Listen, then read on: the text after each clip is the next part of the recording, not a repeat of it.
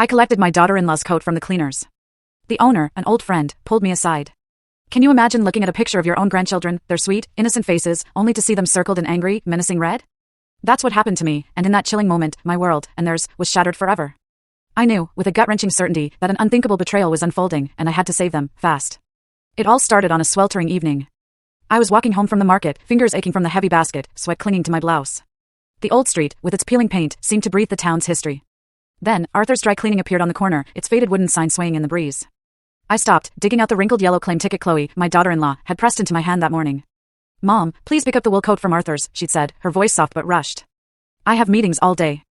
I just nodded, not thinking much of it. Just another errand, like so many I always did for my children. Inside, the scent of fabric softener mingled with steam. Arthur, an old man with glasses perched on his nose, was behind the counter. He took the ticket, his bony hands flipping through a notebook, then wordlessly disappeared into the back.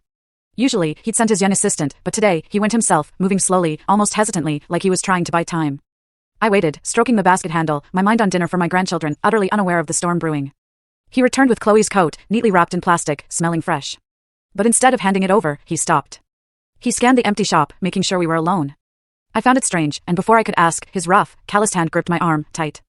"Eleanor," he murmured, his voice hoarse, barely a whisper. "Come here for a moment." Without giving me a chance to react, he led me behind a worn curtain, into the cramped back of the shop. The smell of bleach and steam was suffocating, piles of clothes stacked like a messy wall, hiding something.